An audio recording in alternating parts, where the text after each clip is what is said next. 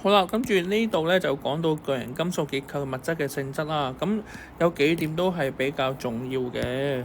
咁第一點啦，佢嘅熔點、沸點都係好高嘅，因為佢哋喺金屬裏邊咧，佢哋之間嘅金屬件咧，其實係金屬元之間金屬件係好強嘅，破壞金屬件咧係需要咧係要好多能量啦。咁所以熔點、沸點都係高。第二啦，佢係唔會溶於任何溶劑啦，因為佢本身金屬件好強啦。咁其實啲溶劑嚟講咧嘅分子之間吸引力啊，都係唔夠金屬件強嘅，咁所以佢哋就唔會溶喺任何嘅溶劑裏邊啦。第三啦，所有金屬咧都係一個導電體嚟嘅。咁原因嚟講咧，就因為咧金屬喺金屬裏邊咧結構裏邊係有一個叫做離域電子啦嘅存在。咁呢個離域電子咧，當通電嘅時候咧，佢就會向住一個正極嘅方向流動㗎啦。OK，咁所以咧就會有一個移動啦，咁就會產生到有電流，咁就會導電啦。咁第四啦，佢係一個好良好嘅導熱體啦。咁其實解釋嘅時候都係同離域電子有關嘅，因為離域電子咧受熱嘅時候，佢就會咧會移動得快啲啦。咁互相碰撞嘅時候咧，就會能夠傳熱啦。好啦。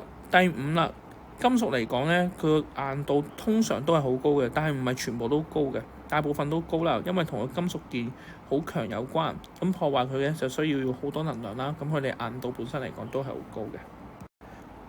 好啦，金屬鍵咧咁可以有特點，一個叫延展性啦，呢個係金屬有個特點嘅。延展性嘅話咧嘅意思即係代表咧，佢係可以咧拉長撳扁啦。OK，當佢受壓嘅時候咧，咁點解佢哋要拉長撳扁咧？解釋嘅時候就因為其實當佢受力嘅時候咧，佢哋之間陽離子同埋離域電子咧，其實都冇話斷開嘅聯繫嘅。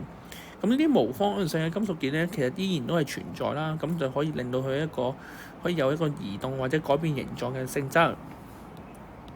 好啦，課圖動9啦，咁我哋睇下有邊啲我哋有一種金屬嘅例外啦，佢唔係固體嚟嘅，呢個就係汞啦，汞就係水銀啦。